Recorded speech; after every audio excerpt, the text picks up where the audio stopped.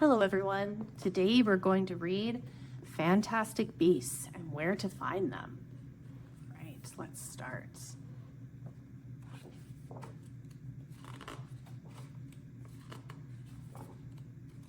Ooh, look at that. It's a dragon getting a ship. Yikes. Forward by the author, to appear only in For Wizards version. In 2001, a reprint of the first edition of my book, Fantastic Beasts and Where to Find Them, was made available to Muggle readers.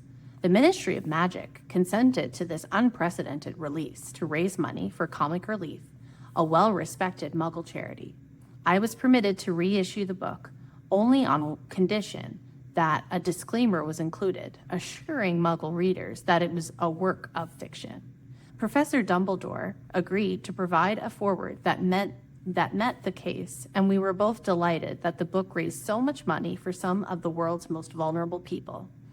Following the declassification of certain secret documents kept at the Ministry of Magic, the wizarding world has recently learned a little more about the creation of Fantastic Beasts and Where to Find Them.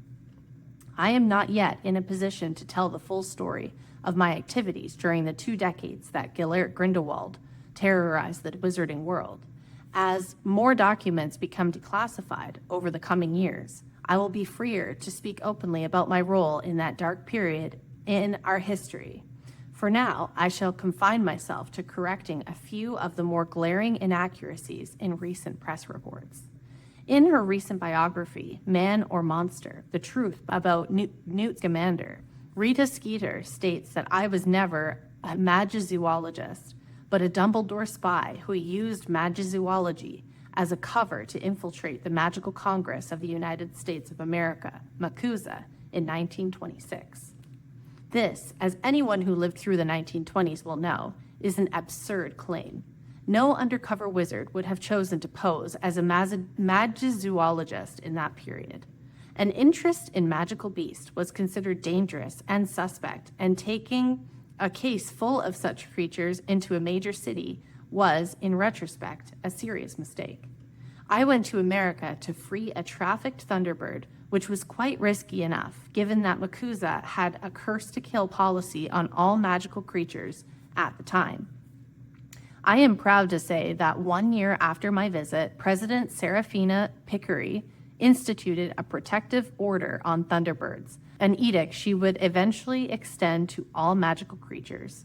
At President Picquery's request, I made no mention of the more important American magical creatures in the first edition of Fantastic Beasts, because she wished to deter wizarding sightseers, as the American wizarding community was subject to greater persecution at that time than their European counterparts. And given that I had inadvertently contributed to a serious breach of the International Statute of Secrecy in New York, I agreed.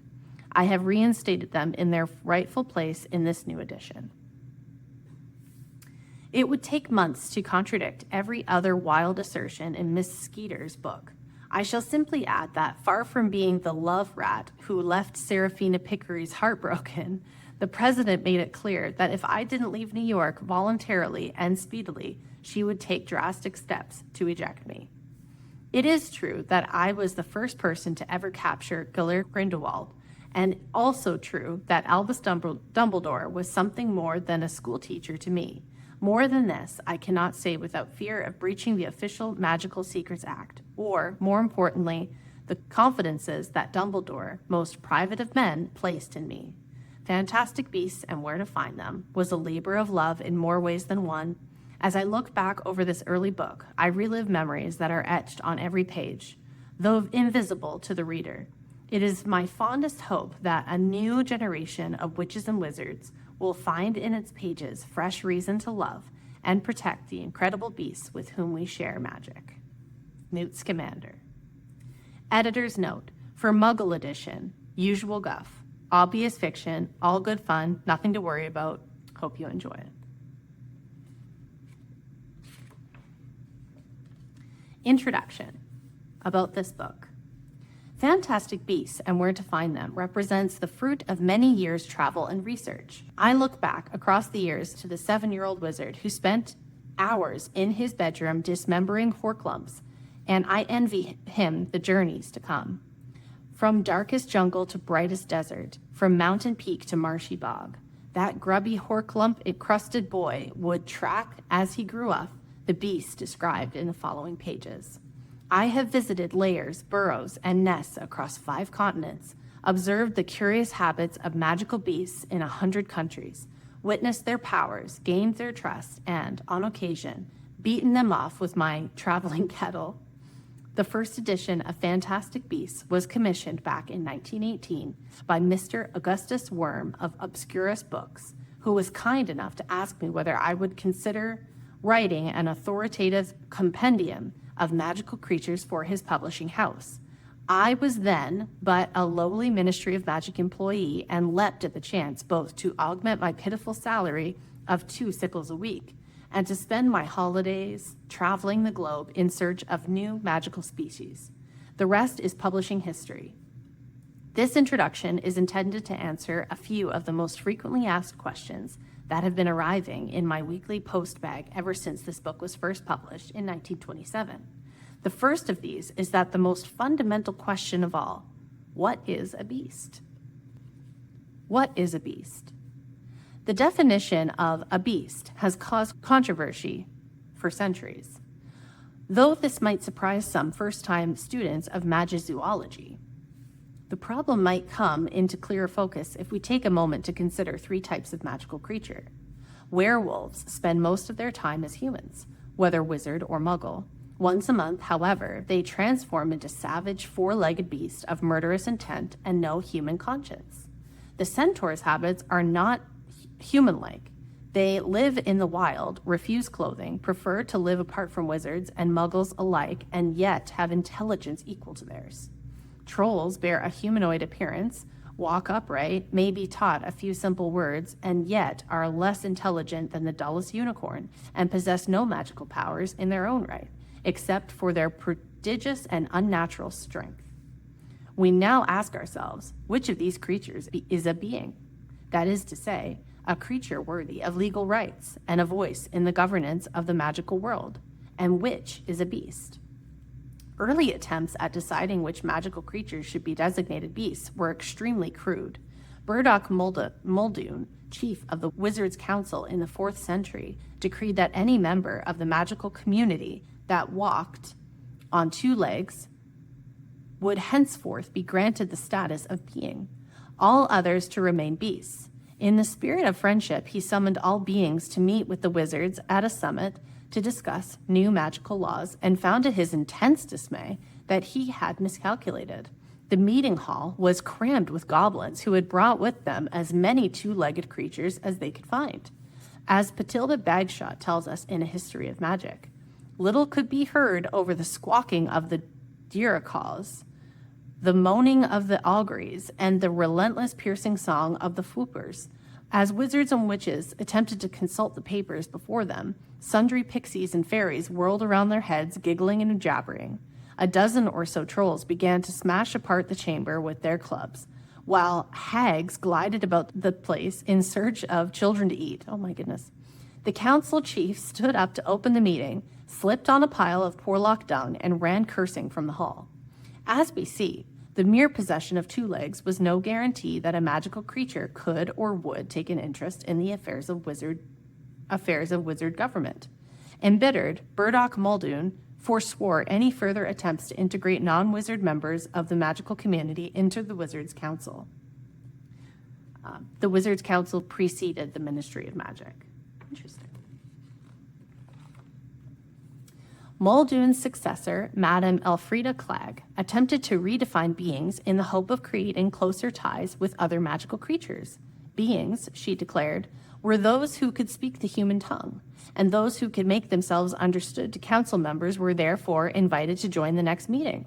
Once again, however, there were problems. Trolls who had been taught a few simple sentences by the goblins, they're troublemakers, man, proceeded to destroy the hall as before. Jarvies raced around the council's chair legs, tearing at as many ankles as they could reach. Meanwhile, a large delegation of ghosts who had been barred under Muldoon's leadership on the grounds that they did not walk on two legs, but glided, attended but left in disgust at what they later termed the council's unashamed emphasis on the needs of the living as opposed to the wishes of the dead. The centaurs, who under Muldoon had been classified as beasts and were now under Madame Clegg defined as beings, refused to attend the council in protest at the exclusion of the mer people, who were unable to converse in anything except Mermish while above water. Not until 1811 were definitions found that most of the magical community found acceptable. Grogan Stump, the newly appointed Minister for Magic, decreed that a being was any creature that has sufficient intelligence to understand the laws of the magical community and to bear part of the responsibility in shaping those laws. Troll representatives were questioned in the absence of goblins and judged not to understand anything that was being said to them. They were therefore classified as beasts despite their two-legged gait. Mer people were invited through translators to become beings for the first time. Fairies, pixies, and gnomes, despite their humanoid appearance, were placed firmly in the beast category. Let me read the footnotes here. An exception was made for the ghosts, who asserted that it was insensitive to class them as beings when they were so clearly has-beens. Stump therefore created the three divisions of the Department for the Regulation and Control of Magical Creatures that exists today: the Beast Division, the Being Division, and the Spirit Division. Okay, so that was that footnote here. Naturally, the matter has not rested there. We are all familiar with the extremists who campaign for the classification of Muggles as beasts. We are all aware that the centaurs have refused being status and requested to remain beasts.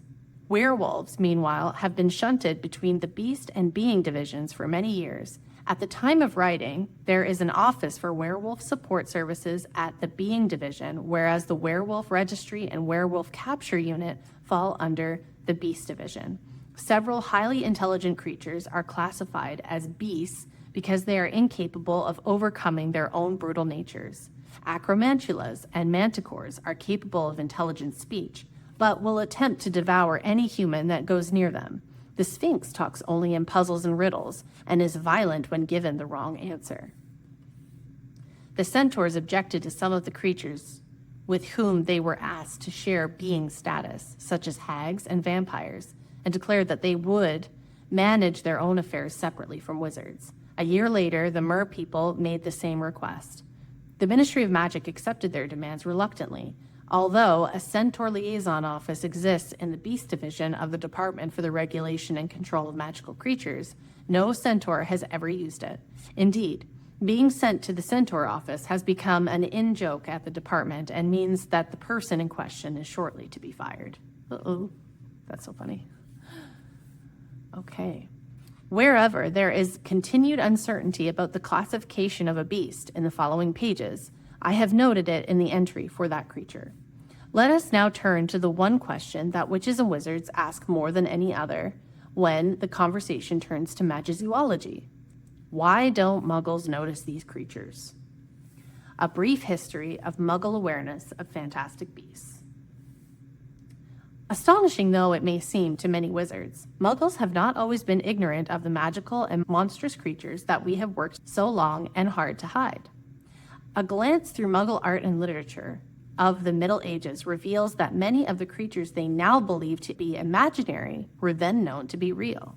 The dragon, the griffin, the unicorn, the phoenix, the centaur, these and more are represented in Muggle works of that period, though usually with almost comical inexactitude. However, a closer examination of Muggle bestiaries of that period demonstrates that most magical beasts either escaped Muggle notice completely or were mistaken for something else. Examine the surviving fragment of manuscript, written by one Brother Benedict, a Franciscan monk from Worcestershire. Today, while traveling in the herb garden, I did push aside the basil to discover a ferret of monstrous size. It did not run nor hide as ferrets won't do, but leapt upon me, throwing me backwards upon the ground and crying with almost unnatural fury, "Get out of it, Baldy. It did then bite my nose so viciously that I did bleed for several hours. The friar was unwilling to believe that I had met a talking ferret, and did ask me whether I had been supping of Brother Boniface's turnip wine. As my nose was still swollen and bloody, I was excused vespers. Evidently, our Muggle friend had unearthed not a ferret, as he supposed, but a jarvie, most likely in pursuit of its favorite prey, gnomes. Imperfect understanding is often more dangerous than ignorance, and the Muggles' fear of magic was undoubtedly increased by their dread of what might be lurking in their herb gardens.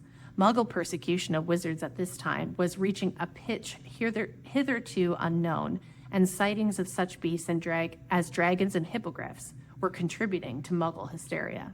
It is not the aim of this work to discuss the dark days that preceded the wizards' retreat into hiding.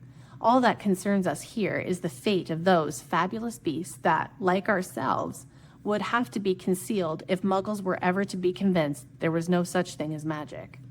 The International Confederation of Wizards argued the matter out at their famous summit meeting of 1692. Fewer than 7 weeks of sometimes acrimonious discussion between wizards of all nationalities were devoted to the troublesome question of magical creatures. How many species would we be able to conceal from Muggle notice, and which should they be? Where and how should we hide them? The debate raged on, some creatures oblivious to the fact that their destiny was being decided, others contributing to the debate. Anyone interested in a full account of this particular bloody period of wizarding history should consult A History of Magic by Bathilda Bagshot. We'll be reading that book next in this series. Delegations of centaurs, merpeople, and goblins were persuaded to attend the summit. At last, argument was reached, except by the goblins, of course. 27 species, ranging in size from dragons to bundimans, were to be hidden from Muggles so as to create the illusion that they had never existed outside the imagination. This number was increased over the following century, as wizards became more confident in their methods of concealment. In 1750, Clause 73 was inserted in the International Statute of Wizarding Secrecy, to which wizarding ministries worldwide conform today. Each wizarding governing body will be responsible for the concealment, care, and control of all magical beasts, beings, and spirits dwelling within its territory's borders. Should any such creature cause harm to or draw the notice of the Muggle community, that nation's wizarding governing body will be subject to discipline by the International Confederation of Wizards. Wow. Magical beasts in hiding. It would be idle to deny that there have been occasional breaches of Clause 73 since it was first put in place. Older British readers will remember the Ilfracombe incident of 1932, when a rogue Welsh green dragon swooped down upon a crowded beach full of sunbathing Muggles. Fatalities were mercifully prevented by the brave actions of a holidaying wizarding family, subsequently awarded the Order of Merlin First Class, when they immediately performed the largest batch of memory charms this century on the inhabitants of Ilfracombe, thus narrowly averting catastrophe. In his 1972 book, Muggles Who Notice, Blenheim Stock asserts that some residents in Ilfracombe escaped the mass memory charm. To this day, a Muggle bearing the nickname Dodgy Dirk holds forth in bars along the south coast on the subject of a dirty, great flying lizard that punctured his lilo. That's so funny.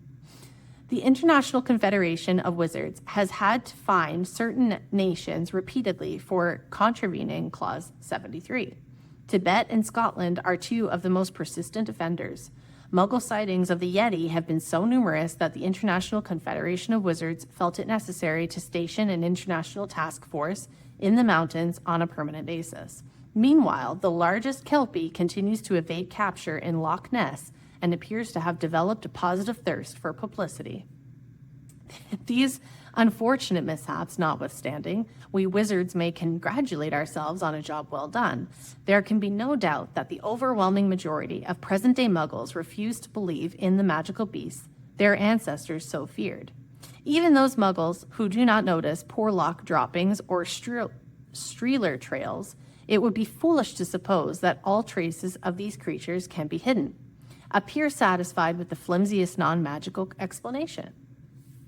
For a fascinating examination of this fortunate tendency of Muggles, the reader might like to consult The Philosophy of the Mundane, Why the Muggles Prefer Not to Know, Professor Mordecai's Egg, Dust and Mildew, 1963.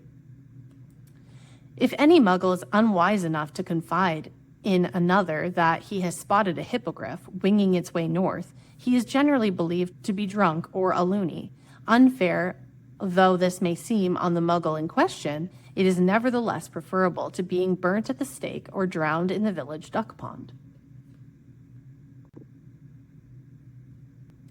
So how does the wizarding community hide fantastic beasts? Luckily, some species do not require much wizarding assistance in avoiding the notice of Muggles.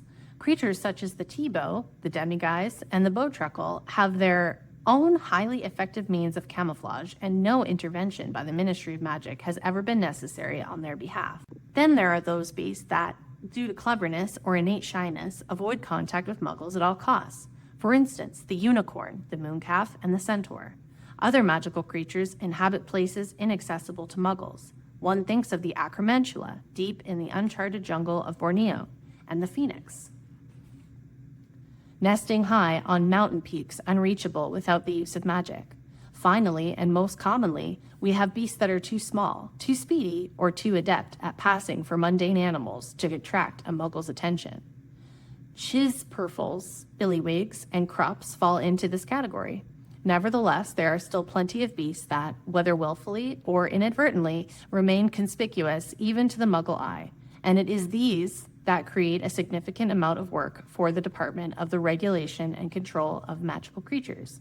This department, the second largest at the Ministry of Magic, the largest department at the Ministry of Magic is the Department of Magical Law Enforcement, to which the remaining 6 departments are all, in some respect, answerable, with the possible exception of the Department of Mysteries. Deals with the varying needs of the many species under its care in a variety of different ways. Safe habitats. Perhaps the most important step in the concealment of magical creatures is the creation of safe habitats. Muggle repelling charms prevent trespassers into the forests where centaurs and unicorns live, and on the lakes and rivers set aside for the use of merpeople. In extreme cases, such as that of the Quintapt, whole areas have been made unplottable. When an area of land is made unplottable, it is impossible to chart on maps. Some of these safe areas must be kept under constant wizarding supervision. For example, dragon reservations. While unicorns and merpeople are only too happy to stay within the territories designated for their use, dragons will seek any opportunity to set forth in search of prey beyond the reservation borders.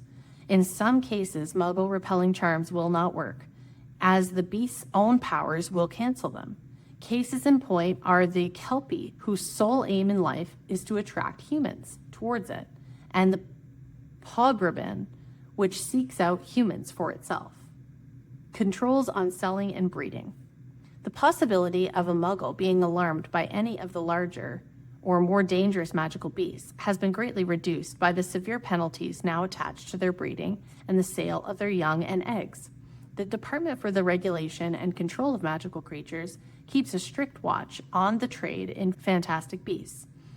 The 1965 ban on experimental breeding has made the creation of new species illegal. Disillusionment charms.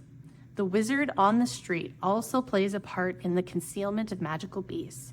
Those who own a hippogriff, for example, are bound by law to enchant the beast with a disillusionment charm to distort the vision of any Muggle who may see it. The disillusionment charms should be performed daily, as their effects are apt to wear off. Memory charms. When the worst happens and a Muggle sees what he or she is not supposed to see, the memory charm is perhaps the most useful repair tool. The memory charm may be performed by the owner of the beast in question, but in severe cases of Muggle notice, a team of trained obliviators may be sent in by the Ministry of Magic. The Office of Misinformation. The Office of Misinformation will become involved in only the very worst magical Muggle collisions. Some magical catastrophes or accidents are simply too glaringly obvious to be explained away by muggles without the help of an outside authority. The Office of Misinformation will, in such a case, liaise directly with the Muggle Prime Minister to seek a plausible, non-magical explanation for the event. The unstinting efforts of this office in persuading Muggles that all photographic evidence of the Loch Ness Kelpie is fake have gone some way into salvaging a situation that at one time looked exceedingly dangerous. Why magizoology matters. The measures described above merely hint at the full scope and extent of the work done by the Department for the Regulation and Control of Magical Creatures. It remains only to answer that question to which we all, in our hearts, know the answer. Why do we continue as a community and as individuals to attempt to protect and conceal magical beasts, even those that are savage and untamable? The answer is, of course, to ensure that future generations of witches and wizards enjoy their strange beauty and powers as we have been privileged to do.